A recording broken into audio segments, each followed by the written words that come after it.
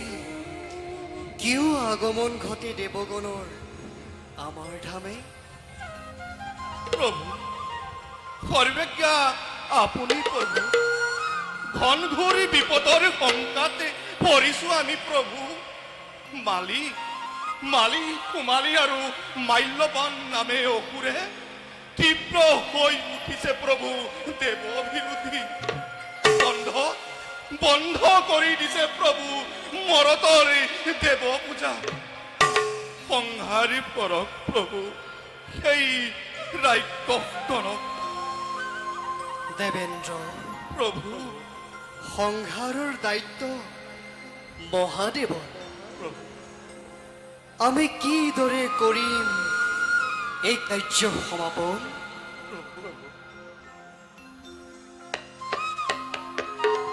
প্ৰভু আপুনি সৰ্বৰ শক্তিমান, কৃপা কৰি আমাক কৰক উদ্ধাৰ। দেৱগণ, প্ৰভু মালি সুমালি আৰু মাল্যবানৰ পিতা ৰাক্ষস ৰাজ ভোগেশ আছিল মহাদেৱৰ পৰম ভক্ত। প্ৰভু ভক্তৰ তনয়ৰ ওপৰত দেৱ ত্ৰিনয়নে মহাকুল নকৰে নিক্ষেপ। আমাৰ হাতেৰেই দুষ্ট হব নিধন। কিন্তু দেৱগণ, প্ৰভু মনত ৰাখিবা, প্ৰভু সাগৰ বেষ্টিত স্বৰ্ণ লংকাত দেৱশক্তিয়ে ৰাক্ষসক পৰাস্ত কৰিব নোৱাৰিবা। তেন্তে প্ৰভু অসুৰ নিধন হ'ব কেনেকৈ প্ৰভু? লংকাৰ দুৰ্গৰ পৰা ৰাক্ষসক আনিব লাগিব।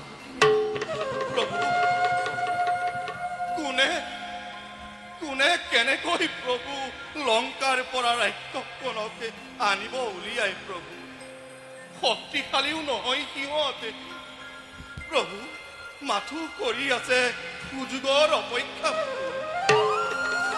দেৱেন্দ্ৰ, প্ৰভু তাৰ বাবে তুমি নকৰিবা চিন্তা। ইয়াৰ সমস্ত দায়িত্ব আমি দেৱৰ্ষিক কৰিম অৰ্পণ।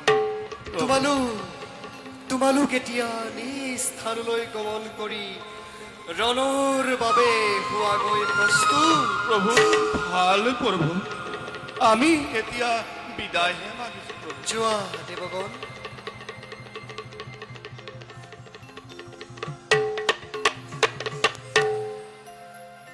আমিও যাওঁ পুনৰ জগতৰ ধৰ্ম প্ৰতিষ্ঠাৰ বাবে নিজ কৰ্তব্য হওঁ অগ্ৰসৰ।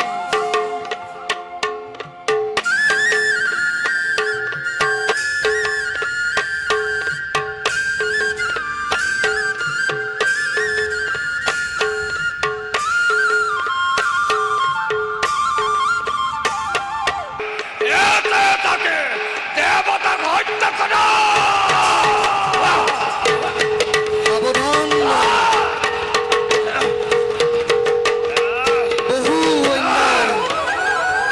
বহু কষ্ট দিলি তই আমাৰ ভক্তৰ ওপৰত, আৰু তাৰেই পৰিণতি আজি আমি তোৰ সন্মুখত।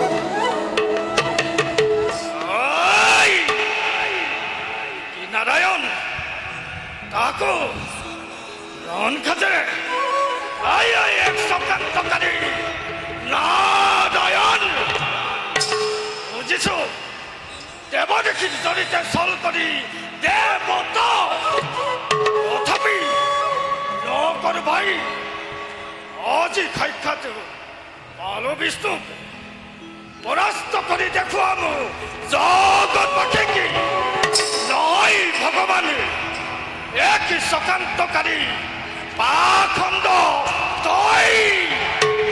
সাৱধান মালি, এই আজি সুদৰ হনে কৰিম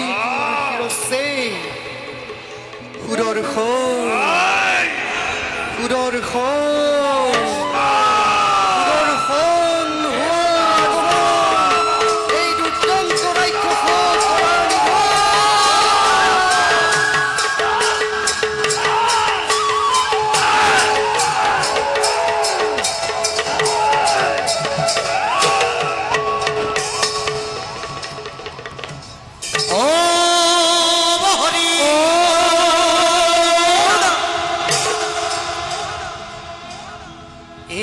নেকি তোৰ বীৰত্ব? আজি আজি হন্তে হলি তই মুক্তি, পুনৰ সত্য ৰক্ষাৰ বাবে, ভক্তৰ কল্যাণৰ বাবে আমি নিজ কৰ্তব্য হওঁ অগ্ৰসৰ।